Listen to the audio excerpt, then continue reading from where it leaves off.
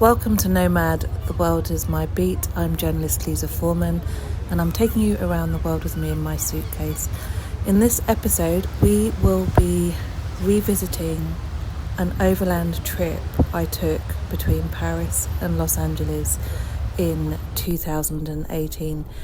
In fact, there were two trips because this episode is not only the story of two cities and two lives, but it's also the story of two divas. And what I mean by that is that these trips and how they unfolded and the routes that I took in part were determined by two total divas who messed me around like crazy. One was an opera singer that I was supposed to interview for the BBC in Germany, but once my tickets had already been booked, she cancelled. And I was actually heading to LA overland, and so I ended up doing a big detour through Bodensee before, on that particular trip, continuing up through Denmark, taking an overland boat on Smyrna Line to Iceland from Hertingen, hitching a ride from a fellow passenger to Reykjavik, getting to Reykjavik, taking part in Gay Pride because it happened to be going on that weekend.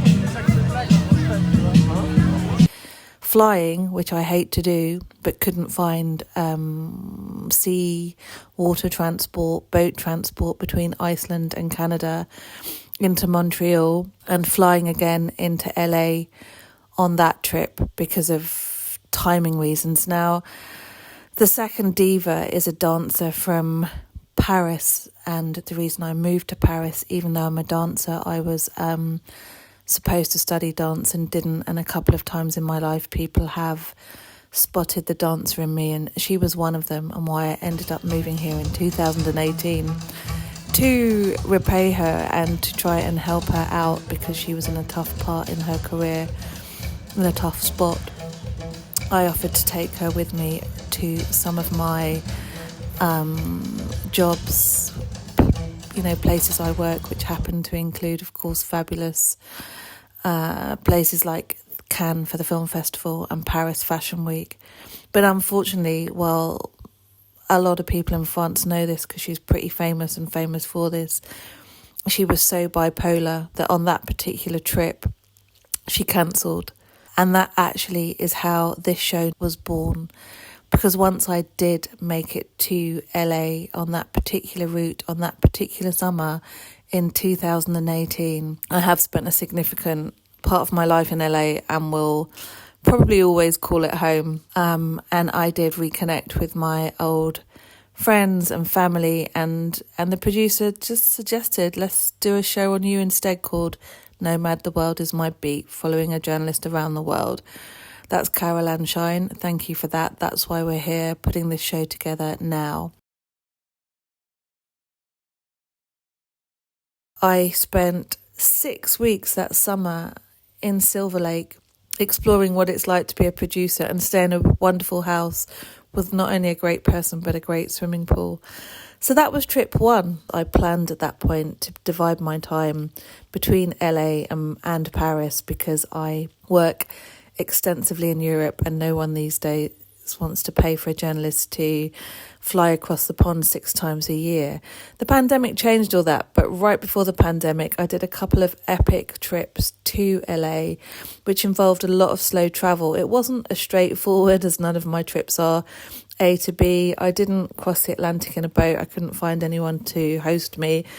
But on trip 2 I returned to Los Angeles flying in in October 2018 with a famous dancer from Paris with a view to putting together a show that a producer we met in Cannes wanted to do with the two of us. Unfortunately, the dancer in question ended up threatening to kill me, getting her friends with guns to arrive at the producer's house, sleeping with a 10-inch knife under her pillow in our apartment, abandoning me every 4 minutes and using my contacts to try and set up work.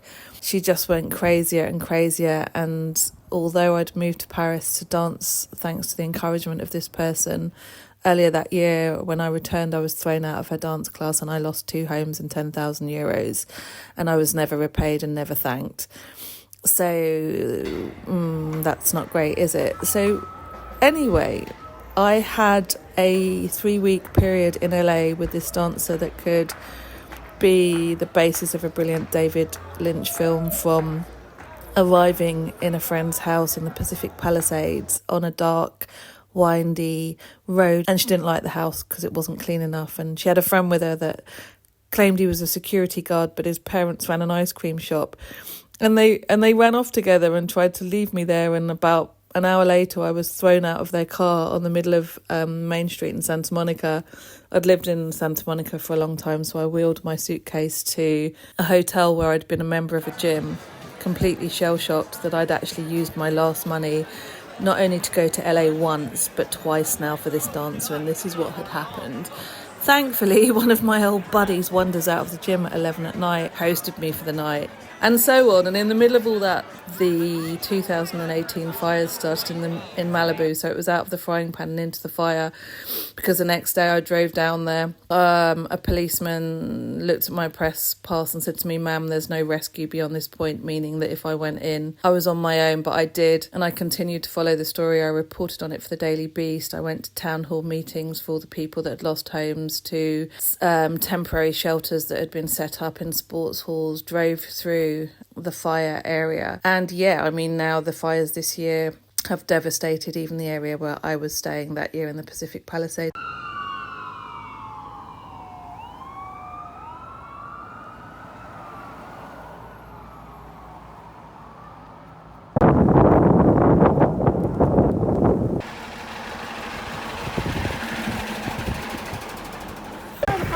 Can you tell me about your day in the last few days?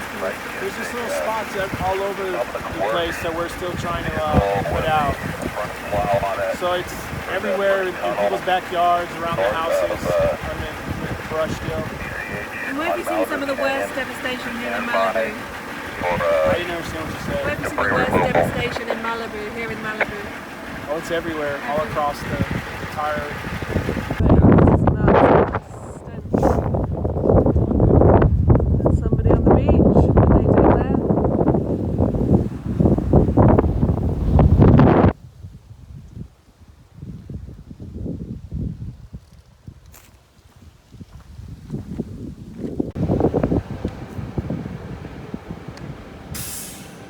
I'm here with Robert Salas, a firefighter for the Los Angeles County Fire Department. We're here at the Malibu fire station, which obviously has been front and centre at the Woolsey fires, which have been raging now for several days. Robert, can you tell me about your last few days, how hard that's been, what you've seen, and what the situation is today?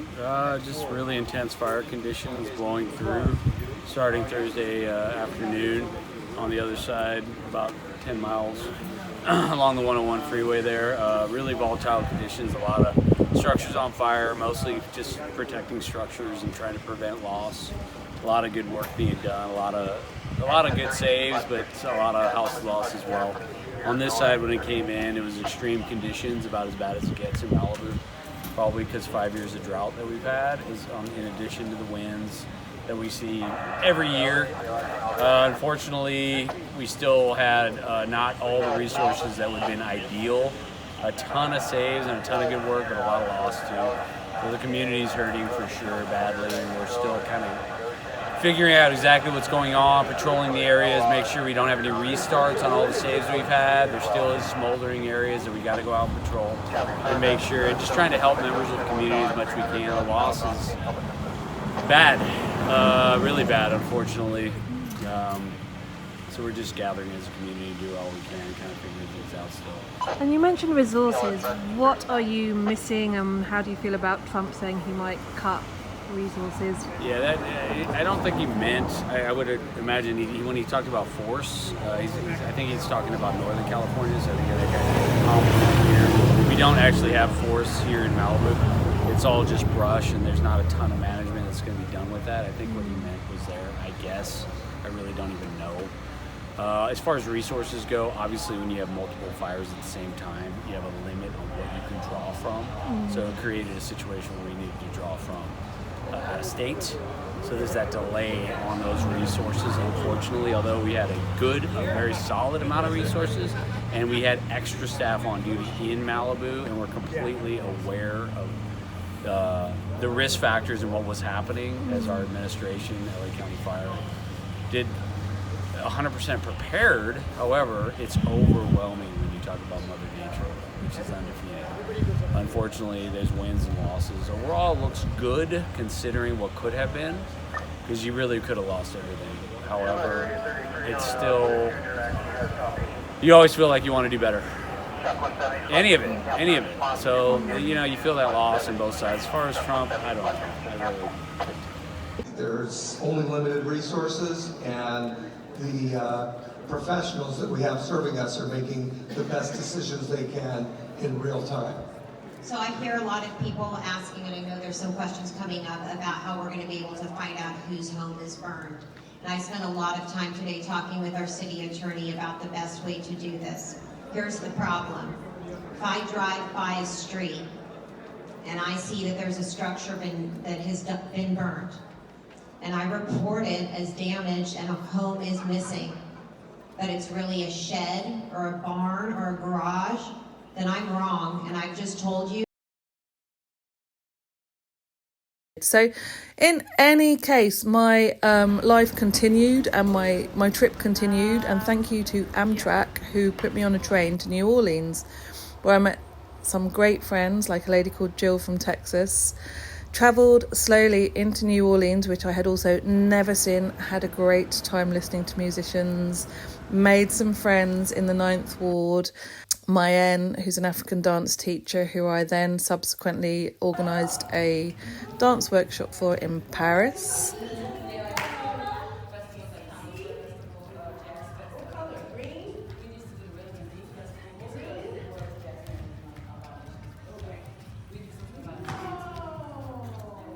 In New Orleans at the dance class of Malibu, West African Dance and Drum Company Incorporated in New Orleans, Louisiana. I am Mikael Mickey Naini Damakate Caesar, and I am the owner and director of Malibu here in New Orleans. We are a company-based 501c3 nonprofit organization, and my dream is to keep the legacy alive of my godfather, who came from out of Senegal, West Africa, Casamance, and he brought this African dance legacy to New Orleans. He started with a kids company, Kulu Children's African Dance and Drum Company, that's still here under the directorship of Mariama Curry. And I started in 1987, and he asked me after Katrina, during 2005 Hurricane Katrina, he took real sick and asked me to keep the legacy alive. And here I am today with Malibu, and I have one of the largest dance companies here in the South.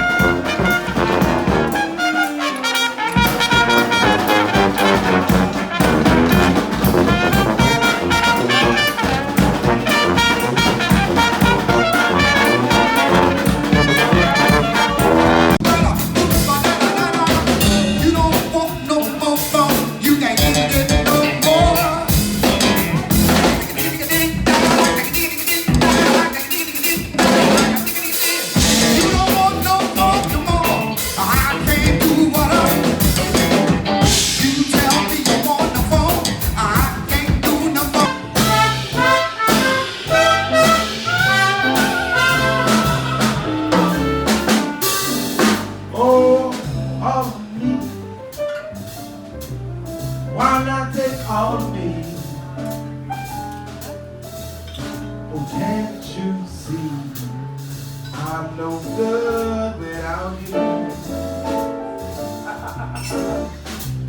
Marching in the middle of the street, they practicing caters for Mardi Gras. The jazz dancers? Yes. Oh yeah? Yes. Who teaches jazz here in New Orleans?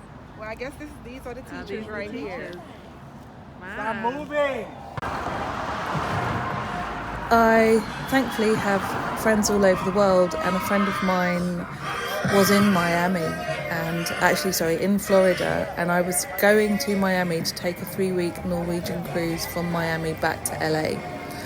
This was because I'd been offered this in the middle of my slow trip travel idea and decided I should take it. So he kindly came and met me in Miami. He actually had to give me €200 because I'd lost everything with this dancer, and as a journalist on the road I'm not funded, and I got on this boat and it was wonderful. I was safe, I was away from these crazy people in LA. I was with 1,000 retired Americans who thought I was this little elf because I was half the age of everyone on board. And we travelled through Colombia, Nicaragua, Guatemala, Cuba.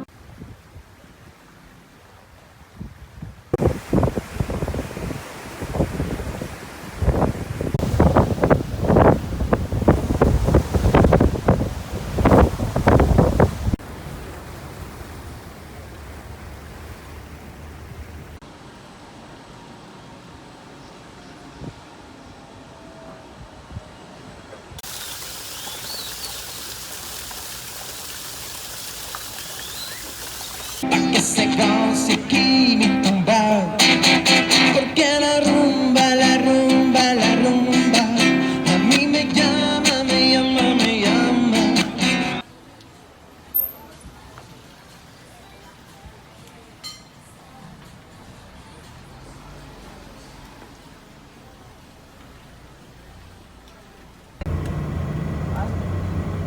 Yeah, and there it is. Look, we're getting closer and closer. I told him to slow down a bit. That's the eruption that happened in June 3rd. So, it was 5 months ago. Only a week ago. See?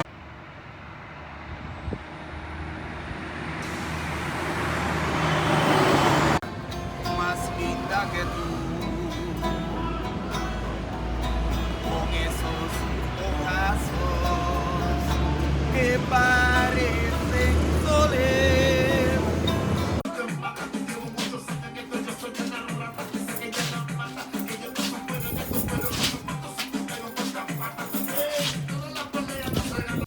But as we can see with the Malibu fires episode, if you're a journalist, there's always a story unfolding somewhere and you never know when or where.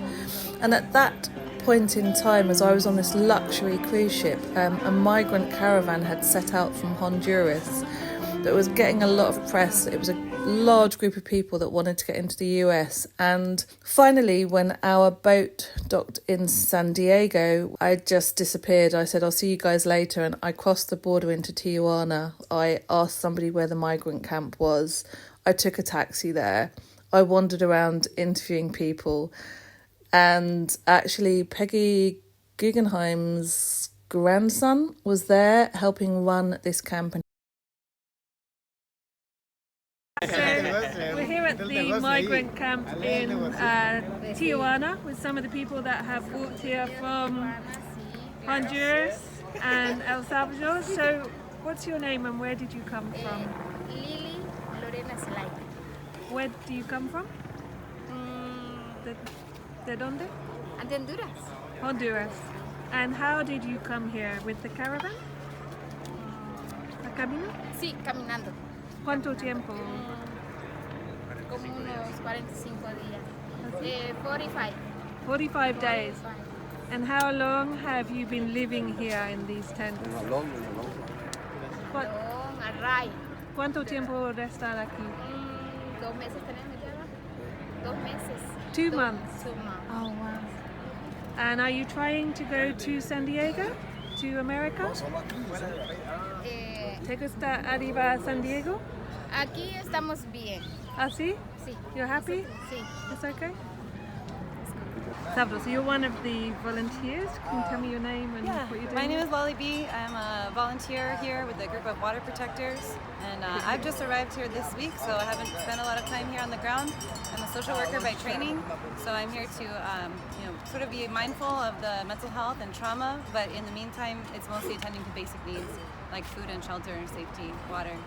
Are these people's needs being somewhat met? How bad are things here? I believe so. I mean, there have been a lot of volunteers and a lot of donations coming in. There's this place, and then there's 16 other shelters, and then the large shelter. So I think some of the donations, are not always being delivered, or one place will have too many of one item than another place. But for the most part, there is help. But in terms of food, I don't think that there's any official providing of food. A volunteer that's down there has started a kitchen that's offering food, so you can talk to him as well. Yeah. So, I mean, you can see, obviously, it's not great. It's not comfortable. If it rains, the tents only protect you so much. There's nowhere to do laundry, and there aren't really a lot of sanitation options. There's like one baño over there.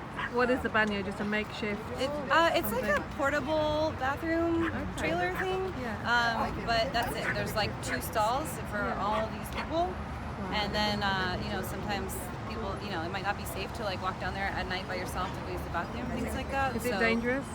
I think within the caravan it's not dangerous. What people have been sharing with me is that it's some of the locals, some people that were maybe living on the street anyway in Mexico, maybe drug addicted, for example, that are coming in and like being the dangerous ones. Because really the people here, they're fleeing danger. They are fleeing criminals. They are not here to be violent. They are running from the violence. What are the hopes of these people? Are they trying to cross the border, and how many are succeeding? Or so basically, for a lot of the people that I've talked to so far, there is no going back. Okay. And this is the wall? It's not easy to cross. And legally, it is so difficult to prove your case of asylum. You have to have all the right papers, all the right documentation, presented in the right way to even get a chance. And even the process can take months. So realistically, a lot of the people here are not really qualifying to be able to cross, but that is their hope because there is nothing back. And a lot of them left family members, loved ones, children, mothers down there. So their hope is to be able to cross into the U.S. so that they can earn enough money that they can afford to send it down. And I gathered that the Mexican authorities are giving out work permits, so some people are choosing to find jobs here. Is that happening? Some people are. Yeah, there's some availability for people that have certain qualifications that they're able to work legally in Mexico. However, what they're paid here in Mexico isn't all that much more. It doesn't allow them extra to send down to Honduras. And also, again, the conditions here aren't as great. There's still a lot of risks here in Mexico. But basically, it's really painful emotionally as an American to be standing and talking to these people from the South who want to cross that wall. We know also that on the other side of that wall is not necessarily like things are easy or great, but at the same time, that is literally the only option. Like, what is the option? Staying here forever? Living in these conditions because the government is not providing any shift. And so honestly, what they're hoping is that with the help of the world, putting pressure on the government to literally change the laws, make exceptions, and basically take care of these people in a way that recognizes their humanity and not just the letter of the law. Although actually in many ways they are breaking international law because to seek asylum they should be able to walk onto that property and ask for asylum, but they're not allowed to. So they've been authorized, the military shot them with tear gas and rubber bullets a couple weeks ago, and as far as I know they're still authorized to use lethal force. Is that as soon as they cross that wall there? As soon as if they were to cross that wall, their lives are in danger, but if they are able to get away, they can, or if migration doesn't basically attack them or kill them for crossing, as soon as they were to see a migration, the company, they should go and turn themselves in and say, I need asylum. And once that has been done, they are legally protected. But if they're shot on the way in before they can ask for asylum, well, then they're not going to get it. And if they can't get over the wall, because farther down on the beach area, you can see there's like layers of barbed wire, there's 2 layers of fence, there's tons of guards there. I mean, getting over illegally right here is not really practical. There were cases where people tried to swim and some of them likely drowned. So, it's a desperate situation. But the only hope is really to get into the U.S. or Canada or, I don't know what Britain is offering, but get somewhere that they can have a chance at life again. Hey, my name is Marco Dino. I'm from Honduras. I been in the caravan since October 13th when it started. How did you get here to Tijuana? Did you walk? We walked, hiked, got rides. How did you hear about the caravan? It was spread out through Facebook at first, and then after that it was through the news and the newspaper. And how long have you been here in this camp, which looks rough? This camp here, we've been here for about 15 days to 3 weeks. Is there any facilities, any food, water, medical care? No, just people that come and provide us the food and water. Local people? Local people. And people from San Diego. What's the process for you to get to America or Canada?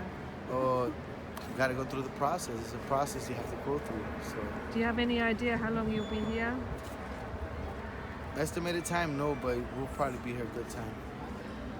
Well, it's just like all the donations. I'm trying to make sure that all the donations get here, whether they're like, whether it's food or tents, clothes, so we can make sure that, a lot of people, they rush the cars, they grab things, they bring everything back to their tents, and whatever they don't need, they go out and sell. And so then a lot of people end up with nothing. So that's basically what we're trying to do, that like trying to control the influx of things coming in to make sure they end up in the right hands and the people that need it the most.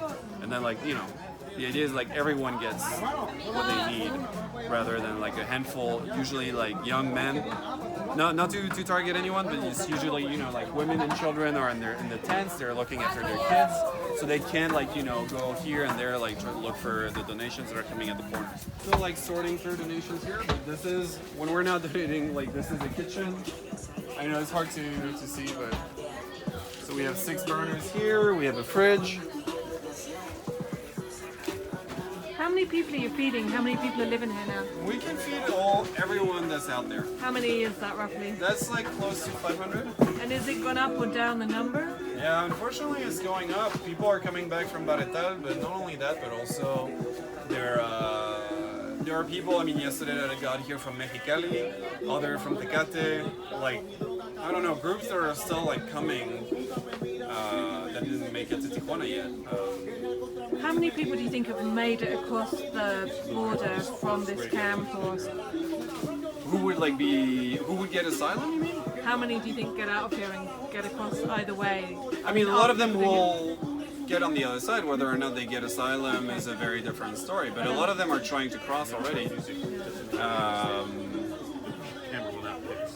I don't know. Most of them want to, people here, most of them wants to wait. They want to wait their turn to the asylum line. But most of them don't have a case for it. I just couldn't, as a journalist, be on a luxury cruise ship and ignore real life. And so I then sped back across the border.